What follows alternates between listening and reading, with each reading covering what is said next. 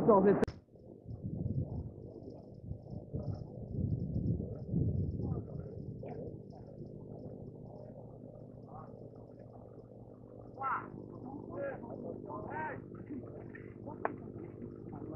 C'est parti. Mener ce quartier le Chicago d'Abondance. Maintenant, une opération de réhabilitation est tentée dans le quartier Manès. La première des choses tangibles a été d'abattre ce matin l'une des 4 tours qui longent l'autoroute. Les 2 autres subiront le même sort en octobre et la dernière en mai prochain. Ce matin donc, la tour Manès est tombée.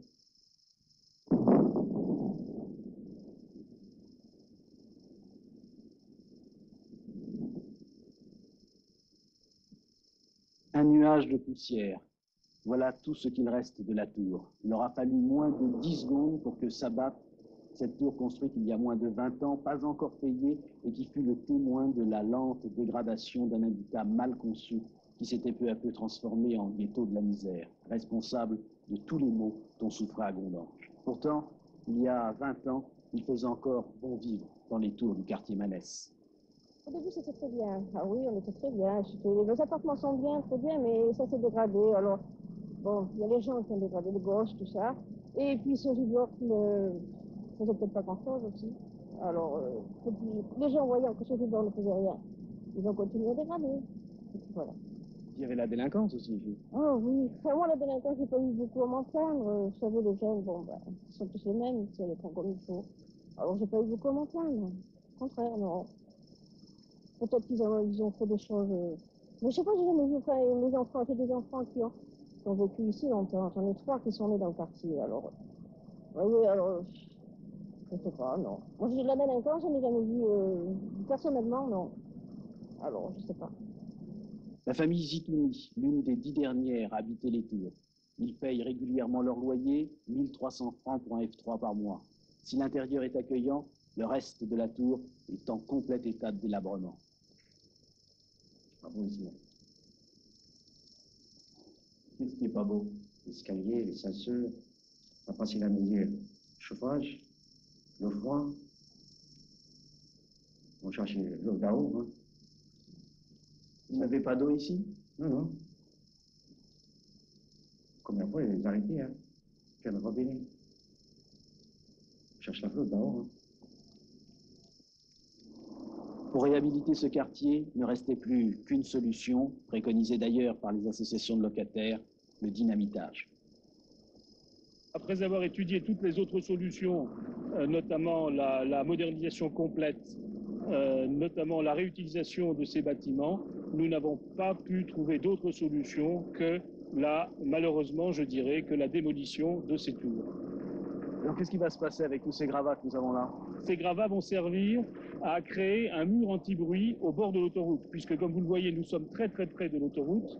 L'État va créer un mur anti-bruit, appelé un merlon, et les gravats de cette démolition servira à édifier donc cette suppression des nuisances. Est-ce que c'est une opération qui a coûté cher?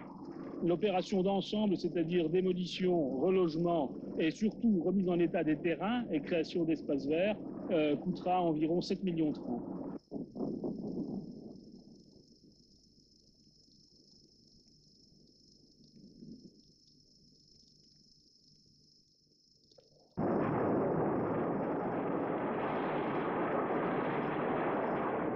« 14 étages cisaillés par 65 kg de dynamite. Il est 12h50. La tour C est bien tombée dans la direction prévue par les calculs. Un épais nuage de poussière. Il ne reste qu'un énorme tas de béton.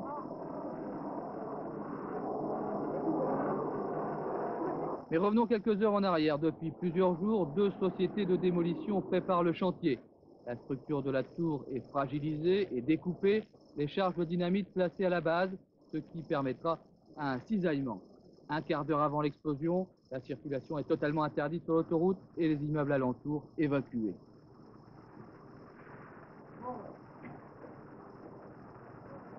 Tout se passe comme prévu. Tous ces ensembles vont sauter, en commençant par le rez-de-chaussée qui vont suivre par le premier étage, étalé sur 15 micro-retards. Donc ça va se situer à peu près le temps de détonation sur 4 dixièmes de seconde. et demi. Et Combien de charges vont exploser? les 2080 charges. 334 logements édifiés par la mairie d'Agondange et l'usine Sassilor, à l'origine pour loger les familles des sidérurgistes. On connaît la suite, déclin de l'industrie, les logements se dégradent, petit à petit les locataires désertent ou paient de moins en moins leur loyer. Il y a 2 ans, la mairie prend la décision de fermer les bâtiments et charge une société messine de réhabiliter le quartier. Les 4 tours seront abattues et la barre qui les longe morcelée et modernisée. Ces tours avaient un tout petit peu plus de 20 ans, elles ont été construites en 1962. Qu'est-ce qui a rendu indispensable leur destruction? La destruction, c'est l'état des bâtiments, la société de gestion qui gérait donc ces collectifs, rencontrant de gros problèmes financiers suite à des impayés de loyers et charges très importants qui s'élèvent aujourd'hui à plus de 5 millions de francs. Donc il n'était plus possible pour cette société d'entretenir les bâtiments comme les locataires l'auraient souhaité. 100 familles depuis 10 mois ont été relogées, pour la plupart dans les communes environnantes, Romba ou Thionville. Il reste encore une dizaine d'occupants dans la tour A et quelques-uns pour regretter la disparition de leur immeuble. On est installé, on est bien là, j'ai 4 gosses là-bas. Et on dirait qu'aujourd'hui, comme la tour est tombée, tout à l'heure j'ai passé parce que j'ai travaillé, quand je viens de fumer, on dirait que j'ai un machin, comme quelqu'un m'a frappé avec un poignard dans le dos. J'ai pleuré, je sais bien, je ne suis pas chez moi, mais quand même, ça me fait mal au cœur comme tout le monde, quoi.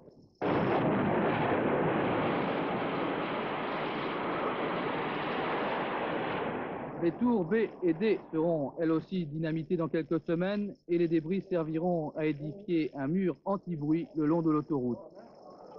C'est vrai, un élément du paysage de la région disparaît, mais qui s'en plaindra?